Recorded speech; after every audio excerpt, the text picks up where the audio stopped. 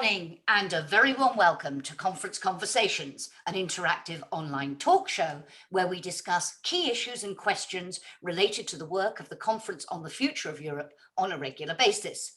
These conversations are organised under the auspices of the Conference Observatory, a joint initiative by the Bertelsmann Stiftung, the European Policy Centre, the King Baudouin Foundation and the Stiftung Moderator, which aims to observe, critically analyse and inspire the deliberations of the conference and develop proposals to improve the EU's future participatory and democratic architecture. My name is Jacki Davis. As always, I have the privilege of moderating our discussion this morning as we look beyond the Brussels bubble and ask, what role do member states play in the Conference on the Future of Europe?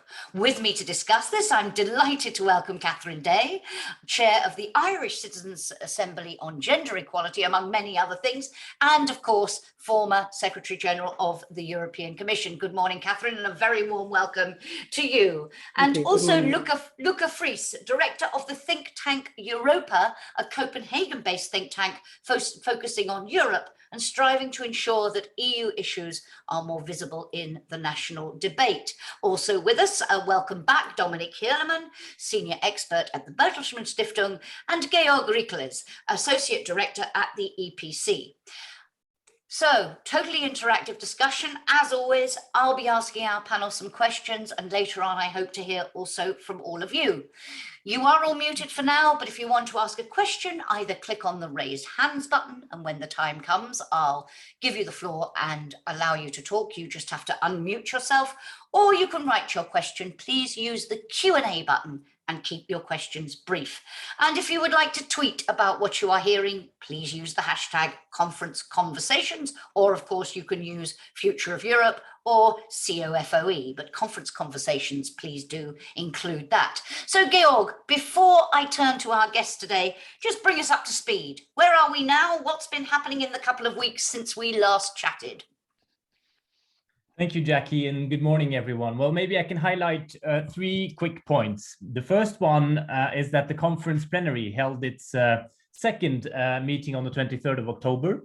And the run-up to that was quite interesting. As we've all seen, European headlines in the last weeks, they have been very much about rule of law in Poland. And as Angela Merkel walked into that European Council on the 21st of October, so 2 days before the plenary, she said that the Conference of the Future of Europe was actually a good place to take up and discuss these issues now. Did that happen? Well, unfortunately, not really. We had one Slovenian delegate, representative of the Slovenian national panels, who, after the plenary, stated his disappointment. He said that the first 3 rows of the plenary should have been VIPs and guests, and they're all empty. And he actually said these words. He said that the way this plenary happened was actually a metaphor for how the European Union functioned, a lack of high-level interest. So that was the plenary on the 23rd of October. My second point is the European citizen panels. We're following them actively, as you know, and they're actually quite interesting. We said it before. This is the first participatory democracy trial at the EU level. It's not flawless, but it's a good start. And we're about to enter this week the second round of the panels. The panel 1, the ones dealing with the economy and social justice, will start on Friday and will be held online. So this will be very interesting. And the third point, very quickly, very briefly, the platform. Now it has reached 22,500 registered participants out of 3.5 million unique visitors, which means basically there's an extremely low contribution rate. But I think even more interesting, I think, and hold yourself now to your chair, Jacki, the second interim report highlighted or showed that only 15%, 1/5 of the registered participants are women. 15%. What is going on? Are women not interested? I don't know. But these are 3 quick points on what's happening. Thank you very much indeed, Georg. And do we know, as we're going to be focusing on the national debate today, is there a breakdown of where those contributions come by member state or not? There is statistics on that too. There yes. are statistics. We can have a look at those perhaps a little bit later on. So let us dive into our discussion. And you mentioned at the plenary, you mentioned the representatives of national panels. So when the plenaries meet, there are various ways in which the member states are represented. There are 54 from the council, 2 per member state. There are 108 national parliamentarians and 27 that represent national citizens panels. So we've talked before about the European citizens panels, but 1 per country for the national events. Big question. How does all that feed in? What difference is that going to make to the conversation? We're also seeing quite a number of member states organising those citizens panels, guidelines provided by the Commission. But let me ask you, Catherine Day, just to get a sense of how this is seen in Ireland and how this is seen in Dublin, is it seen, let's focus on the politicians for a moment first, as a genuinely useful opportunity, do you think, to reflect on Europe's future direction and maybe develop an agenda for change? Or is it rather seen as, okay, we tick the box, we do the exercise, but it won't actually make a real difference? What's the government perspective on this, and what's your own perspective? Well, thank you, Jackie. I think, first of all, there is a serious commitment at government level and at political level. Let nobody forget that if there is a treaty change coming out of the conference, Ireland will have to have a referendum, and we have a somewhat mixed record on that. And I think our politicians are very alive to the fact that if there are big changes coming, the public needs to be involved at an early stage. Secondly, there's a huge interest in the EU here because of Brexit, which we have lived and are still living through. I think it has been a sort of crash course for the population at large in what the EU is. What has been hugely important, I think, in terms of Irish impressions of the EU has been the solidarity shown with Ireland all the way through the Brexit negotiations. That has restored a lot of faith in the fact that small countries inside the EU do get listened to, will not be sacrificed in the interests of the big countries at the end of the day. So I cannot underestimate the importance of that. I think also there is a concern at government level, you know, what kind of difficult issues may come up. Interestingly, one of the big concerns Ireland has had in the past has been the whole question of taxation policy, but that has now moved on.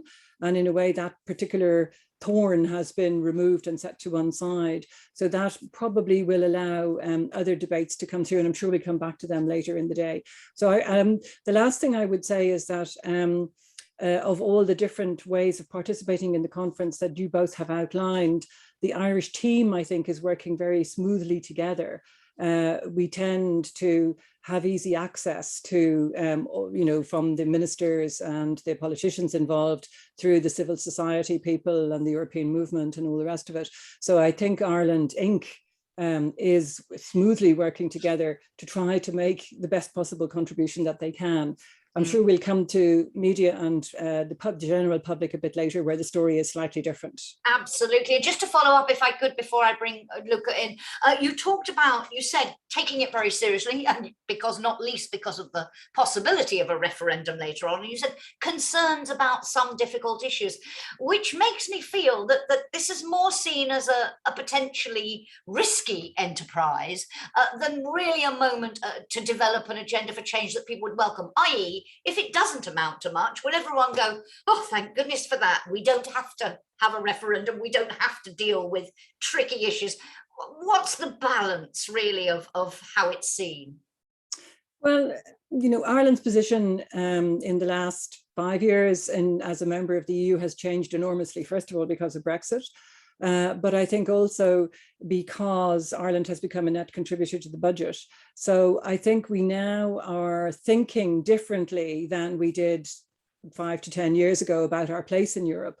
And I think we would be among the more hard-headed about change for the sake of change, and not so interested in the processes. I think there will be a public skepticism about whether change is really necessary, and people will have to be convinced that there is a need, for example, to give more powers to the EU level. So that will be, I think that's why there would be concerns in political circles about where will this go. But as I just said, one of the biggest worries at political level has kind of been taken off the stage for the moment. So that may leave space for a discussion of other issues. Thank you very much. Lykke, let's get a perspective now from Denmark, and in terms of how this process is viewed.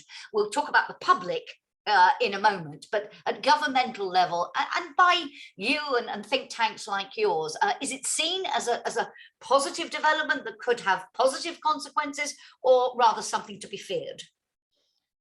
Well, if we start with the political level, I think it was very striking that the Danish Prime Minister, Mette Frederiksen, gave her first sort of major speech on international affairs and European affairs last week.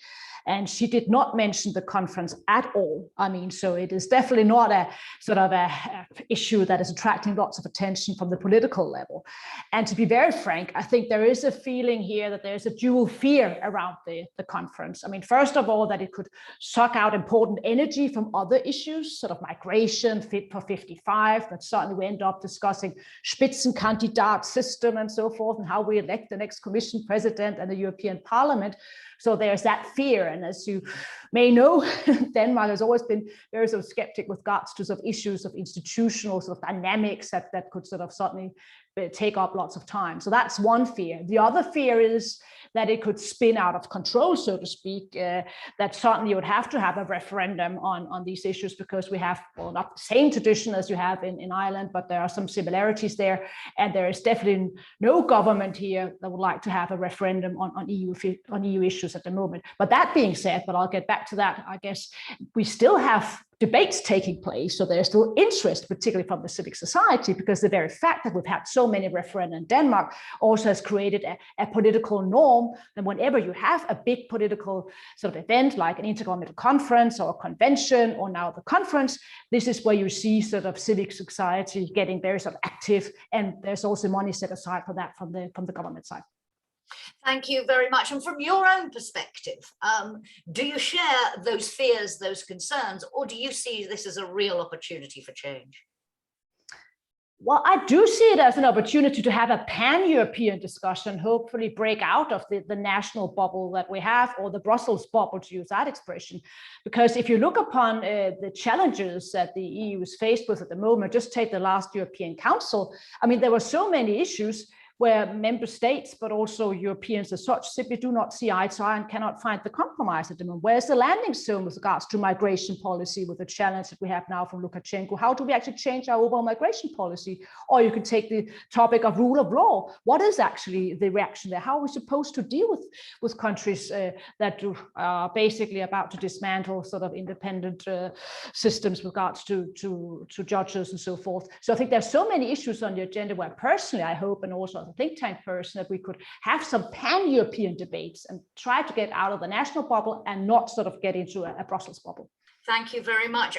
Dominik, listening to those, this of course two countries that would need to have referenda if it led to dramatic change. What is your sense more generally of how member states are perceiving the conference and the degree to which, are there some governments that are wildly enthusiastic about the whole process, or is everybody more on this line of, okay, we need to do this, it is important to have this debate, but let's keep our fingers very tightly crossed, or indeed engineer it so nothing too dramatic comes out of it? What's your sense of the mood? Well, it would be good, good morning to all, to see a couple of countries that are enthusiastic. And at the moment, I'm rather wondering whether the inventor of the whole conference, President Macron, is still as enthusiastic about the conference as he was at the beginning.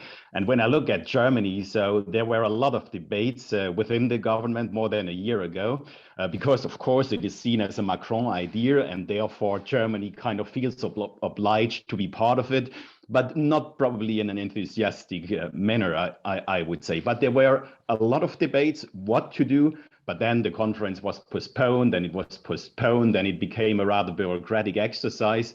And now I think Germany is in a kind of wait and see position, which is quite emblematic and probably quite telling, because we've been in that position for quite a while when it comes to the future of the European development, I think.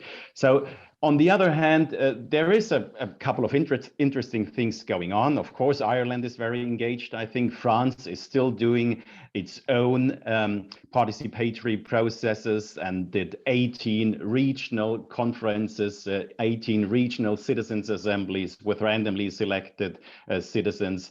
Belgium is doing the same thing on the national level. And then we've got a couple of other countries that are not only doing more of the same thing and rebranding the old stuff they are doing anyway, they are trying to involve influencers, they are doing road shows and other things. So some countries are actually trying to innovate the process.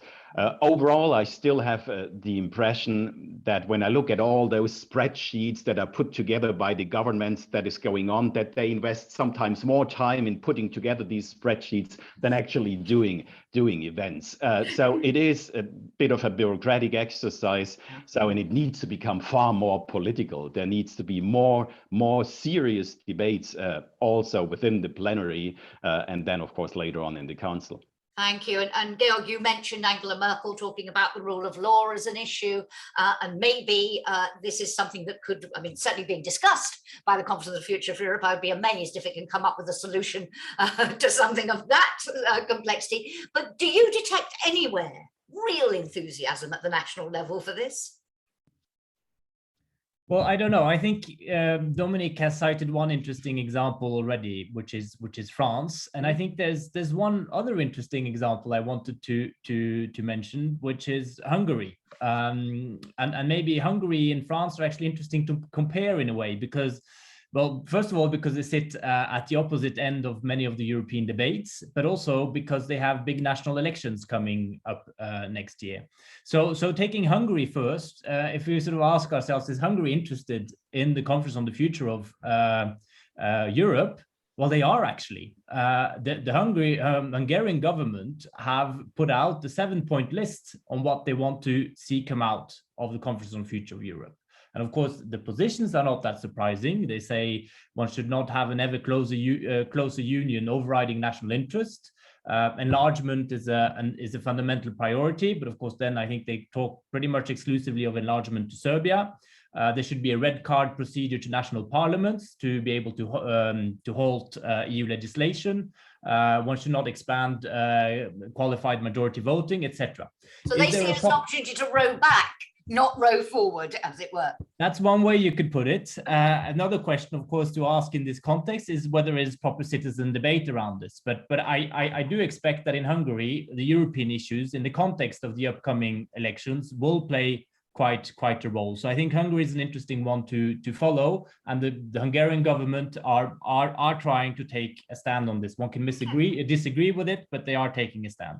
Okay, coming, Lykke, to this point about citizens. I was very struck, I mean, just on the political level alone, the Committee of the Regions recently published a survey in which they said only 46% of local politicians were aware of the conference, only 8% were aware of conference-related activities in their own member state, and only 3% had got involved. That's at the political level.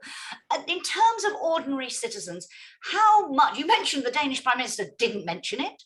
I mean, if you were to stop someone in the street in Denmark and say, what do you think of the Conference on the Future of Europe? Would they presumably look at you blankly? How much engagement, how many national events you're trying to promote this sort of debate in Denmark? Are you getting anywhere?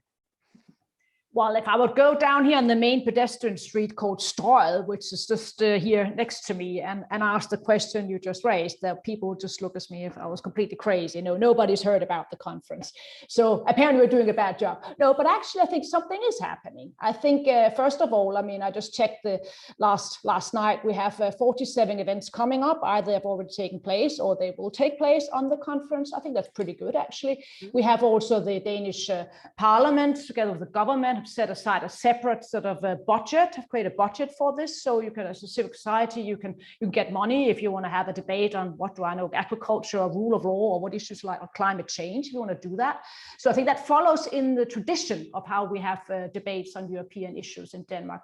And then frankly, I don't think it's that surprising at the moment, because we've had a situation in Europe where we've all been sitting around waiting for the German election to take place. And now we're a bit waiting for the German government to enter into office. But actually, I'm pretty sure that there's going to be a snowball rolling here in not such a long time, because once we have the German government in place, you will see new activism or new dynamic coming out of Berlin. I just sat down and read couple of weeks ago all the election manifestos of the German parliament, of the German various parties. And I've been a politician myself, so I'm not that naive that I think that if you write something down, then obviously things will then happen afterwards. But I thought it was quite striking how all the parties that will now form the new government have sections in their manifesto about this conference. And surely when you have a conference called the Conference of Europe, and you've had this long debate in Germany about, well, Germany not really being able to answer Emmanuel Macron's big Sorbonne speech, there will be a pressure on the Germans to come forward with initiatives, with debates and so forth. So I'm pretty sure that we're going to have a new dynamic around this conference in well, maybe a month's time when we have a new German government. And that will also impact the public here.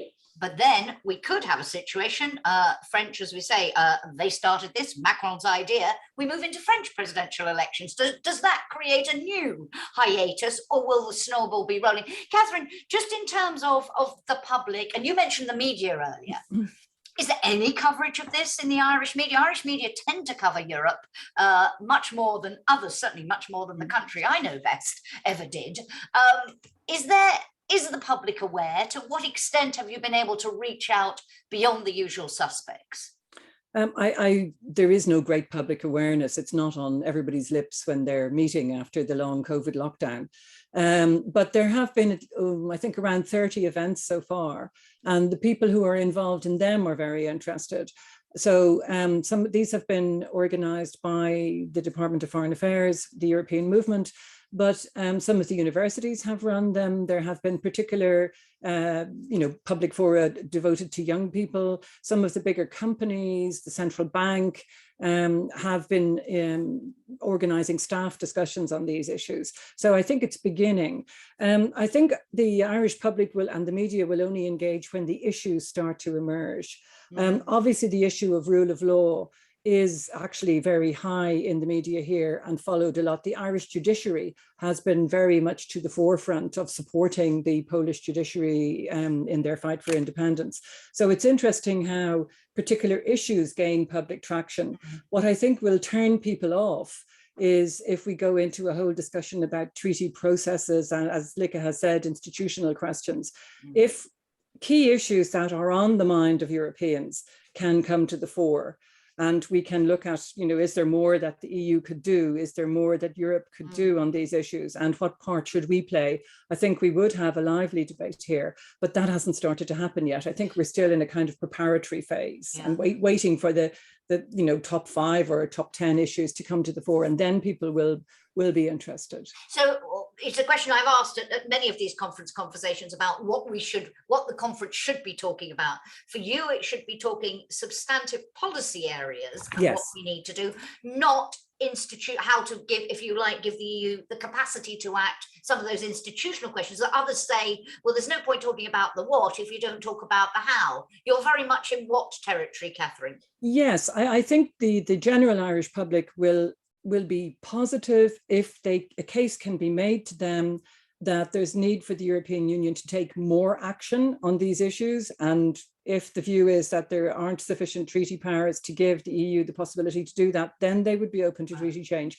But what I think they will be very reluctant to agree to is, we need to transfer more power to Brussels so that Brussels can do unspecified things. That will not go down well. So I think the case has to be made for, do we need to go further in terms of what we do together in the EU?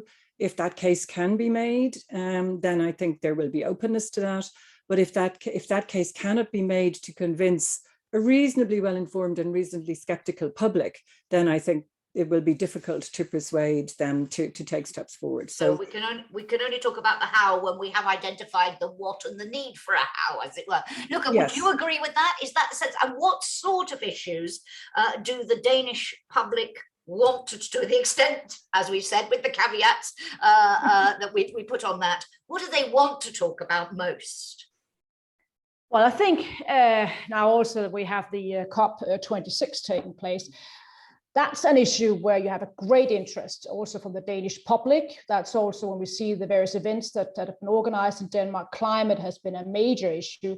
And I'm pretty sure that within a month's time, you'll have issues there or topics such as the following. Now that Europe will not be able, or the world will not be able sort of to live up to the new targets without 1.5 degrees Celsius, how on earth can we then, if it's not the COP, how can Europe then help out here? I mean, our relationship with South Africa, how can we, or with China or with India, what can the EU do with regards to combating climate change? That will be a core issue. And as you can hear, that has actually nothing to do with treaty change. So that's one issue. A second issue that's maybe not that high up on the agenda, but which still has a great interest, is the reaction, Europe's reaction to the pandemic. I mean, now we're all sort of happy that we don't have to wear masks anymore and we can travel and so forth, and hopefully also have a nice Christmas. But hang on a minute, we all know that we can be hit by another pandemic or another sort of tragedy coming from outside. What's the lesson sort of after we now had the lockdown with COVID-19? What's the lesson? Where do we actually, how could we do better next time? And what are the lessons there? And who knows, we may end up in a treaty change situation there. That could be a possibility, but I think that would be a very relevant discussion to have. Thank you. And Catherine, and then I'll come to Georg and Dominik. But Catherine, you mentioned rule of law.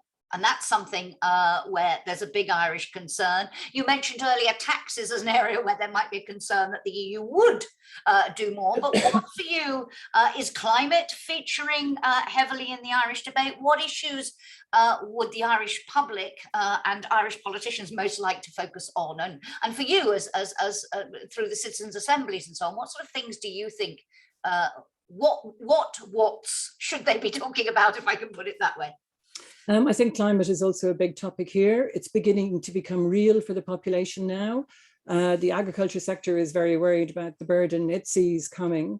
I think we need to have widespread public debate about how are we going to tackle climate, because I think the public is very keen to engage in combating climate change. But when it comes to having to change lifestyle, etc., then there's not quite the same degree of enthusiasm. So there's a lot to be discussed there, and everybody accepts that this can only be done internationally. It can't be done nationally. I think the whole digital agenda and Europe's role in that is of great public interest here. And from my perspective of the Citizens' Assembly on Gender Equality, I think a wide range of social issues are going up the agenda of Irish citizens. And that's always, I think Brexit might enable Ireland slowly to move more towards, I could call it a continental social model. I see those trends. Now, having said that, people would need to be persuaded about any transfer of powers, etc.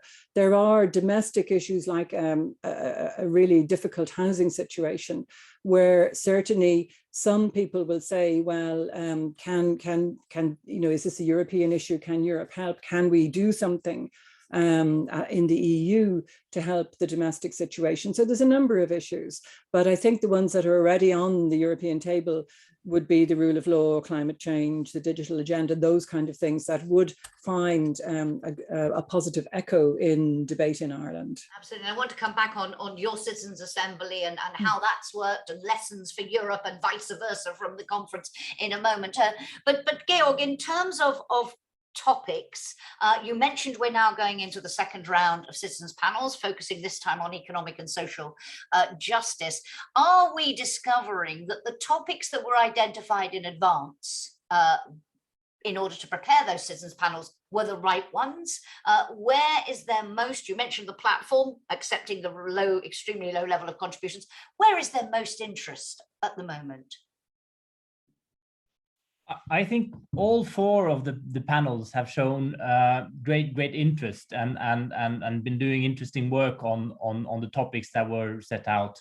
Of course, when you are conducting a deliberative exercise, at some point you need to start narrowing down what you're talking about. So the individual panels have typically taken the broader themes that have been suggested and narrowed those down into individual streams. But I think that indeed the topics that have been mentioned are topics where there has been great interest. Also, migration has been an area of interesting debate in the context of the panels, the question of the EU's role in the world. But sort of when we mention those topics, digital regulation, climate change, rule of law, migration, foreign policy, I mean, those are topics high up on the agenda, and that the citizens in the citizens panel will continue to work on.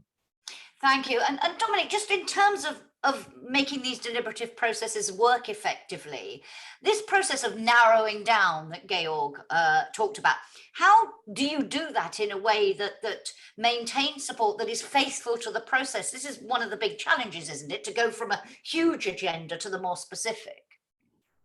Yes, I mean, overall, the discussion is always funnel shaped, and Catherine knows it as much as I do. So we start with a lot of ideas, and then we're trying to narrow it down and constantly getting the agreement of citizens involved. But I would like to differentiate the topics a little bit. So when I look at the platform and also at what is going on in the various panels, then we've got, of course, all the policy related areas that are mentioned: climate change, social cohesion, migration, strategic autonomy of Europe as well. But in all those fields, so it is more about what is Europe actually doing there? Are we doing enough? Are we doing it fast enough? But then there is something else. So then there is not the elephant, then there is the Orbans and Morawiecki's in the room. So in what kind of Europe do we actually want to live? So what should the future democratic setup of Europe should look like? So what are the values that hold us together? And this is the big debate. And of course, Angela Merkel said this is the debate that should take place in the conference plenary, because she doesn't really want to have that debate in the council. So, I mean, that's another thing. But still, I think the conference plenary is the place where such a debate should take place. So let's invite the Orbans, let's invite the Polish government, and let's have a real debate. Because what I'm so far seeing is not a kind of Brussels exercise that everyone feared. It is just a kind of Strasbourg exercise where people nicely interact with each other, where we see that we're so far not having a culture how we bring together the results from the citizens panels with the politicians. So far, politicians are just saying, well, we're listening carefully, and they're all listening carefully, but there's no dispute, no real debate. So let's have it, and let's make it a bit more controversial, because these are controversial issues. I mean, the rule of law debate, you can't handle it in a kind of kicking the can down the road manner. Thank you. And on your point about what kind of Europe do we want to live in, Tom Jones from our audience, I think, asked a rhetorical question, really. Is this a conference on the future of Europe or on the future of the European Union, as I say? But that goes back to your point. Catherine, are you at all clear, just before we talk about what all this means in terms of citizens' assemblies in the future, in member states, at European level, are you clear about how all these national events, 30 in your country, 47 in Denmark, are you clear how these are really going to feed into the process? We have these 27 national representatives who are supposed to represent all the national events, not quite sure how that works. Are you clear on how that process works for feeding in? And then, Lykke, I'll come to you. Catherine.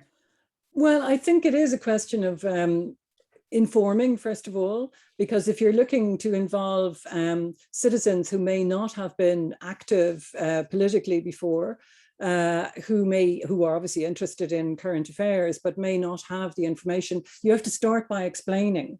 And I think that's one of the great values we have found from our now 3 citizens' assemblies in the last 10 years. And I think since Europe is such a complicated arrangement, it's very important to start with factual information. You know, what is the current situation? How does it work? Who decides? And what is the role of each member state in that process? And then to move on to informed debate. And gradually, I think what you see emerging is a majority view. So you go from a wide range of views, then gradually people start to agree with each other, well, this is much more important, let's concentrate on that. So I think we're still in that process at the moment. And I think what at least the Irish representatives will get from the 30 events that there have so far been and others to come will be that kind of what issues keep coming up and then what concerns keep coming up. And I think over time that will enable them to, stand up and say the Irish view is that we should focus on these issues, or we want more progress on this area.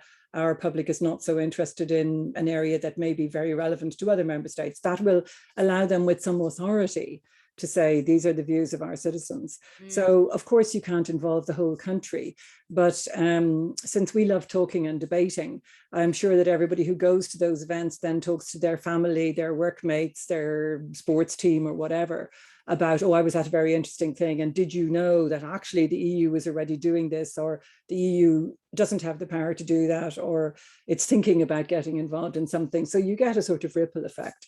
COVID has been a big blockage on the normal debate. People aren't in the pubs, people aren't, meeting each other in the same way. And also the media has been so dominated by here, a combination of COVID and Brexit, that there's very little room for longer term issues. But I think as the conference begins to narrow down the agenda, and as the same issues keep coming, and then the differences that Dominik is talking about between countries, when that starts to become apparent, that's when I think the Irish media will really engage. Thank you. And Lykke, I don't know whether I'm picking up from Catherine, it's really more about saying, these are the issues that we care about. This is where the focus should be, more than specific recommendations in specific areas. How do you see that? And I think you wanted to react to something that was said earlier as well. No, I completely agree. I mean, again, this is a great opportunity to debate some of the topical issues. And I think there is a change there also in Denmark after COVID, because you see also the world changing in a sense that people have realized, I mean, is it really that so smart that we have a system where most of the ingredients, active ingredients for medicine, that we have to import them, I mean, from India and China? That was a big issue here during the COVID crisis. And now we have actually a rather big discussion, maybe not the people down in the pedestrian, but still on semiconductors and the lack of those. And I think there is a challenge here, and maybe also really something that is important when we have debates like this, to link it to where people are in their daily lives. And there is a link here with regards to jobs and also the various jobs we'll have in the future. And I think that's a very, very important message. I think those debates that we have had, and also when they really work out sort of in a good way, that's when you have people really realizing this is about my daily life. This actually means something to me or my parents or my daughter or whatever, instead of these various sort of institutional debates about whether we should have treaty change or not. And then out of those discussions, well, who knows, you may actually have then people saying, okay, we need to push more for EU to have more competences, although that's probably not that likely here in this particular country. Thank you. Georg, Dominik, in terms of, I mean, it's not clear to me, and we've had this discussion in terms of how the European citizens panels feed into the outcome of the conference, and certain amount of vagueness. It's even less clear, it seems, how the national events, how those 27 representatives, and I mentioned national parliamentarians as well, how all of this comes together. Is there, Georg, do we know anything, or have they been deliberately vague about this? I think, Jackie, my honest answer is I don't know. And I think actually one does not know exactly how this will function. Of course, we know that we have those 27 representatives sitting there. But in reality, this conference on the future of Europe it's not a clockwork. It's not a perfect machinery whose functioning, whose output is precise, organized, and predictable to the minute. We know that the conference in the end will decide by consensus of all its constituents part, but a lot of this is being invented as we go along. And I think I agree very much with Dominik's point, and also it's part of what I highlighted at the beginning. This leads to frustrations. We had the Slovenian representative of the national panels who says, where are all the politicians? Where are the VIPs? How can I discuss with them? And his image of the three empty rows at the front of the plenary, I find extremely striking. But at the same time, I would agree with both Catherine and Lykke in what they say, in that this is a process that's being built. We're not there yet. There might be a snowball later. We have to give this process a chance and not try to have that, say, that final definitive or key discussion before it actually is to take place. But Dominik, you're an expert in these types of participatory processes. Doesn't it matter to citizens when they meet at a national event and have these discussions? Don't they need to know what's going to happen to this? Don't they need, and I'll bring you in, Catherine. Dominik, a quick one. I mean, it's important, isn't it, for these processes to work, that those who take part know what their role is? I was hoping that you're not asking me that question, and perhaps I should hand it over to Catherine. But and of course, in an ideal world, so that needs to be clear from the very beginning on. So citizens, they want to know in what kind of exercise they engage. But for them, and that's my experience, it is less about that they want to know whether their ideas are implemented, but they would love to know the processes, how politicians are actually dealing with the results. Will there be further meetings, and how that actually unfolds? And this is all very unclear. So as I said, in an ideal world, it would have been different. But then it's the EU, you know, and the EU is not an ideal world. So how do you get agreement? So they couldn't even agree on the structure, less than on the topic, and on a lot of other things. And this is a kind of typical EU process. So there is an idea. We're getting kind of some agreement. Yeah. So there is a minimum level of agreement. And then the only chance to do it, I think, was to just kick it off, to do it and see how the ball is rolling and whether it will become a snowball or a kind of boomerang where no one is happy with.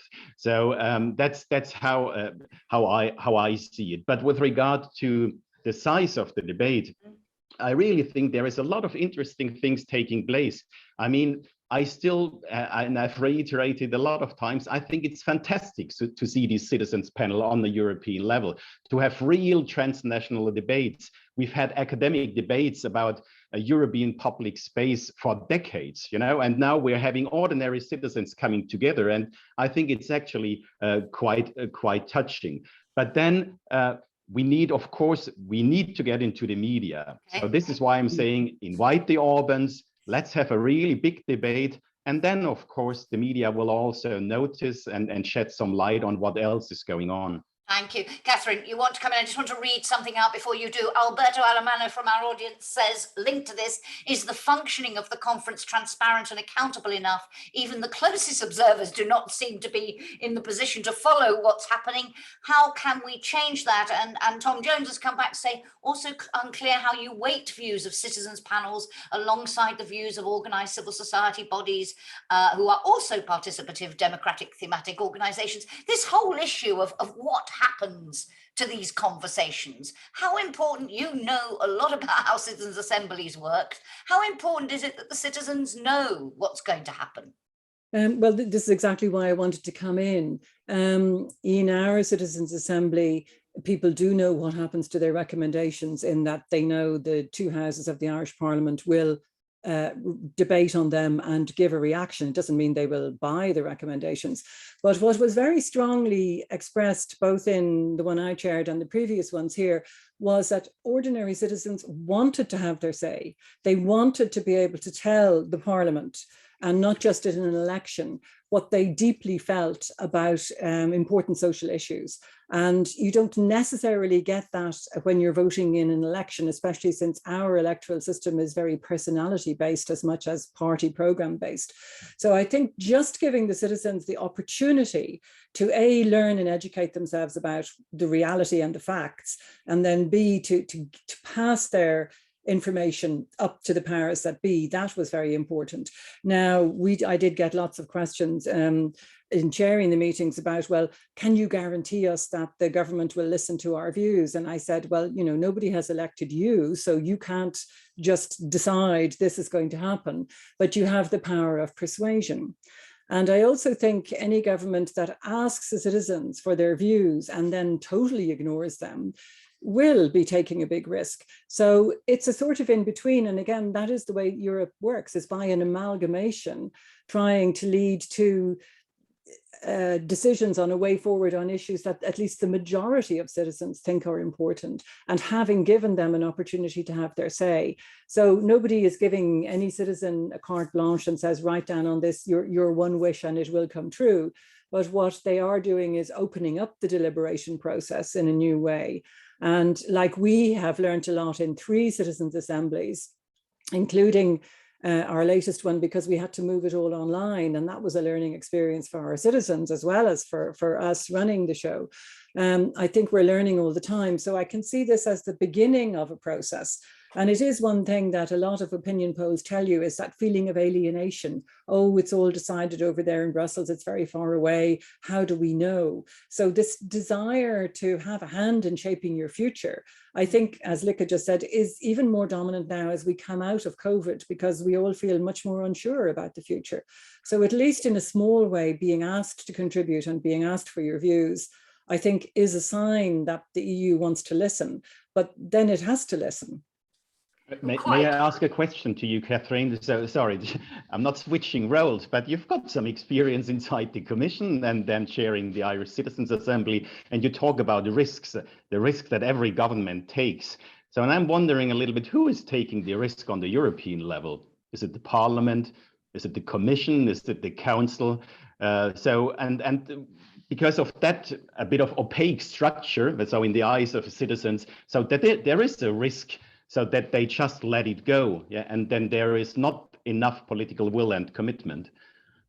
Well, I mean, one way of putting the risk is, let's say that the majority of feedback from citizens is, no, we feel there's enough power vested in the European Union now, we don't want to go further. So we don't want to give more powers to the European Parliament, or we do want to take some away, like the red card that was mentioned earlier on.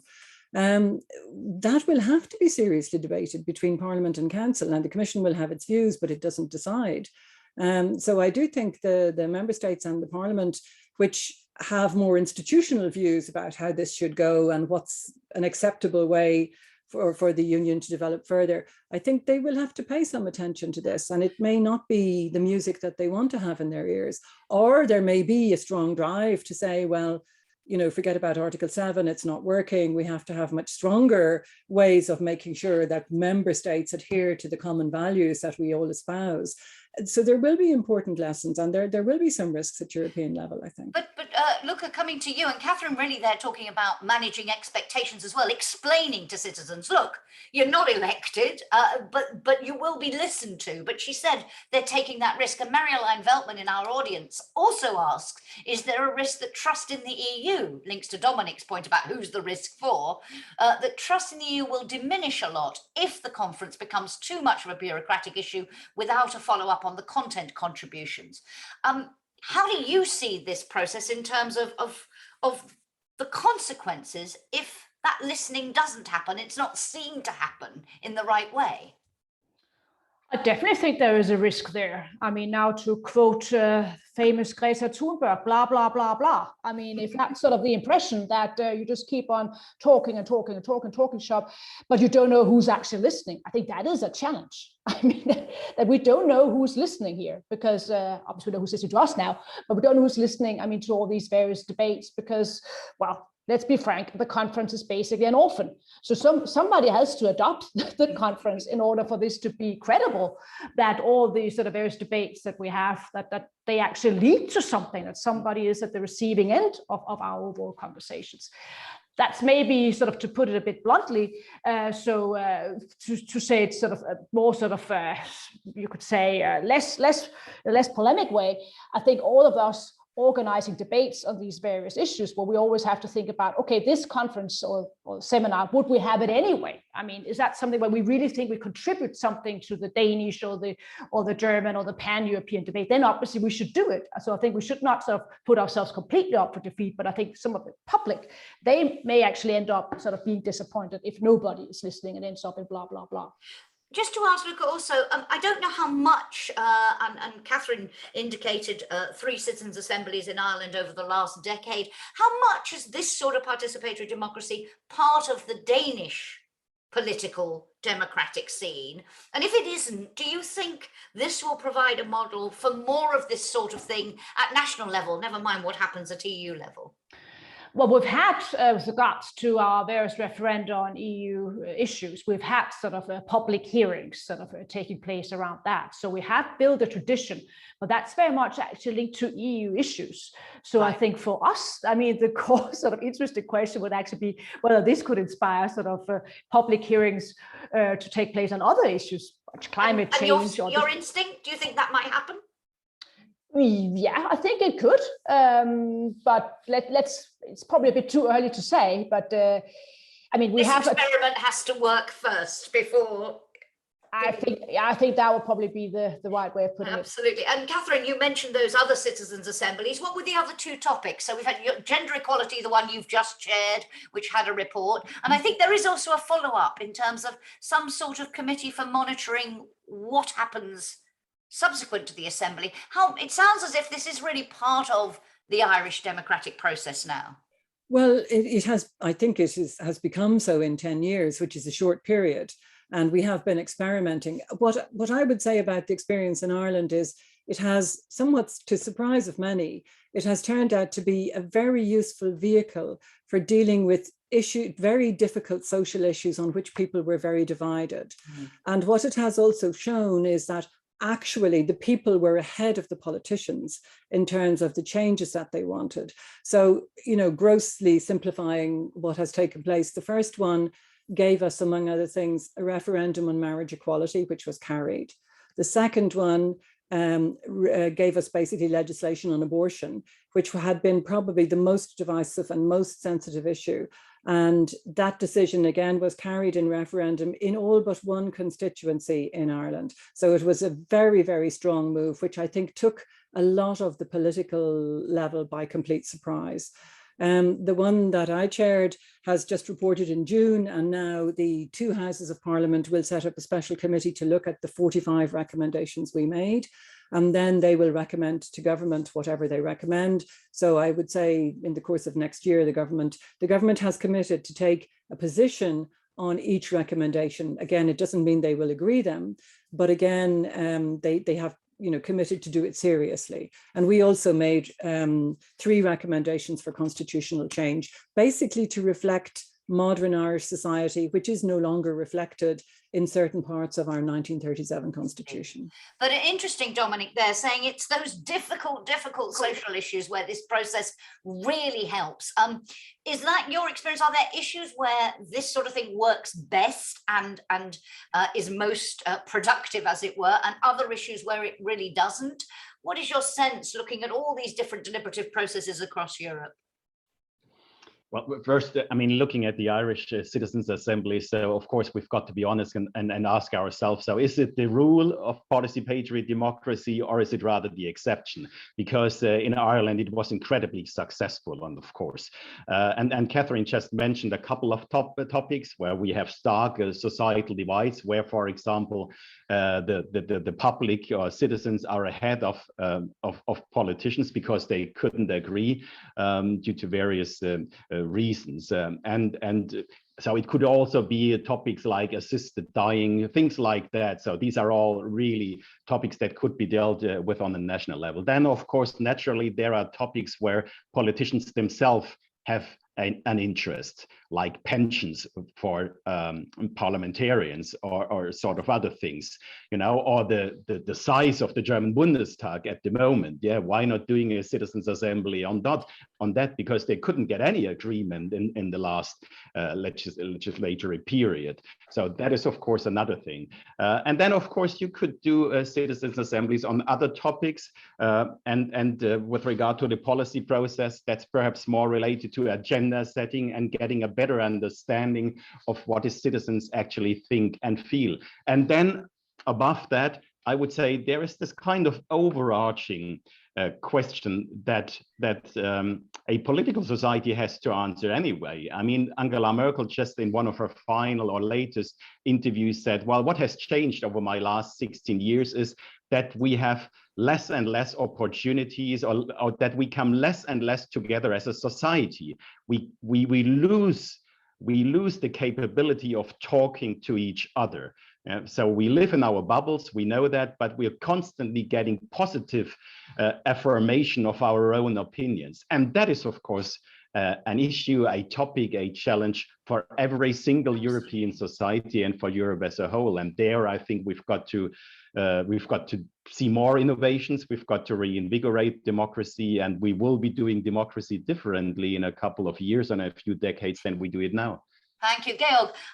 What is your feeling in terms of, maybe it's too early to say because we're too early, as Lykke was suggesting, really, we need to see if this works. But do you think there will be in the future particular issues where the EU can use this tool in a more specific way, more effectively, rather than these big, broad discussions on, to go back to the question, the future of Europe or the future of the European Union? Do you see this being used as a less blunt instrument, if you like, a more specifically targeted tool in the future? Brief one, if you would, because I want to then ask a final question to our guests. So briefly, then, yes, 2 points on how I see this ending and what can come out of this. First of all, I think it's absolutely right what Dominik and you're pointing to is, one thing is to want to talk about everything. Another thing is to talk about something very specific. When we talk about something very specific, you can have a very credible process. If you want to talk about everything, it's much more difficult.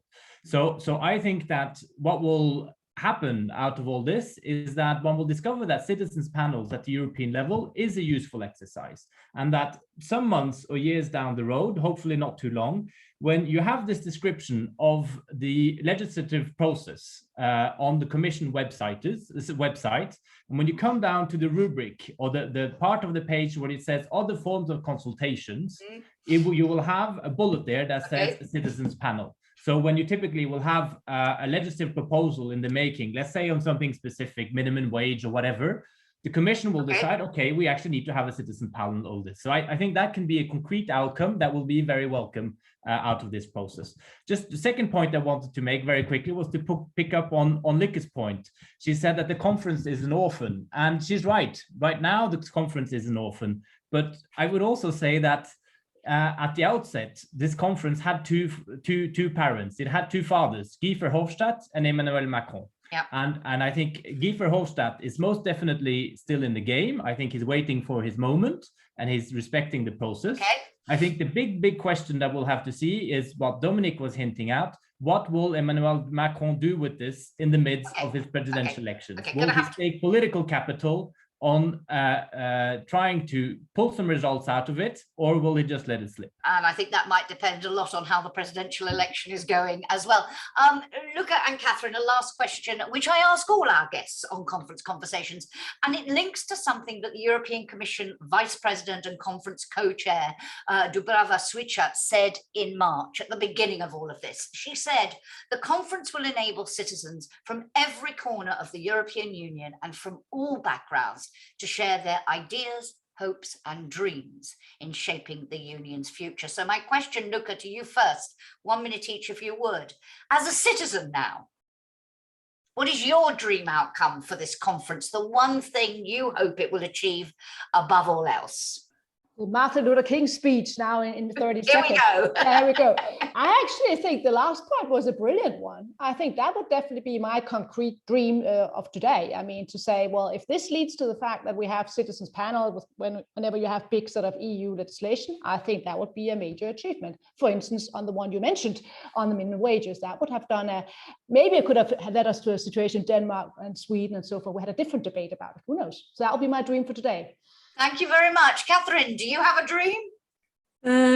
What I would like to see come out of this greater involvement of citizens is a better understanding of what the EU is as a kind of living organism, by which I mean that at least Irish citizens would be more connected with the thinking in the other member states, which we are not nearly as deeply understanding of as I would like. And I would hope by meeting people from other member states to discuss the kind of issues that are of live concern here, that it would open our minds to a better understanding of how the EU needs to compromise all the time. So it will never come out with something that's sharp and clearly focused and satisfies the most strident voices, but that is a process that actually works and delivers change because of understanding different points of view. So if all the debate around all these issues, and if Irish groups are discussing issues that are of no interest to them, but of live interest to other countries, that we would understand that that's part of the process that we must be part of. And that's why the EU is complicated, but it's also the magic of it and why it works and delivers results in the end. And just perhaps unfairly, because of your SecGen hat, I have to ask you, Georg's dream, Lykke's echoed that dream, that it becomes part of the legislative consultation process at all possible? Oh, I think it's a very good idea. I mean, the Commission has invested a lot in recent years in consultation, but that tends to get taken up by organizations. So if there was also another device for ordinary citizens, but I come back to my point again, citizens have to be informed before the view that they're giving you is of value and interest to policymakers. So the information and then the involvement, I think, have to go together. Absolutely. And that is also, there's been a lot of discussion about the role of experts in the citizens panels, in the national panels. Who are the right experts? What's the brief? How do they do their job to make sure citizens have that information? Lots to come back to in future discussions, but we are out of time today. Thank you so much, particularly to Catherine and to Lykke, for a great discussion. Thank you, as always, to Dominik and to Georg. Our next conference conversations is scheduled for November the 22nd.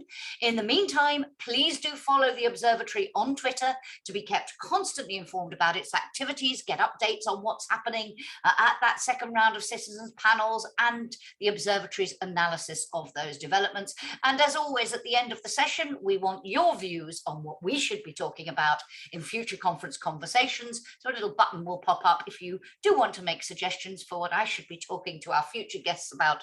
Please do let us know. Thank you so much for joining us today. Thank you again to Catherine and to Lykke, to Georg and to Dominik for a great discussion. And I wish you a very pleasant rest of the day. Goodbye. Thank you, Jackie. Yep. Thank you.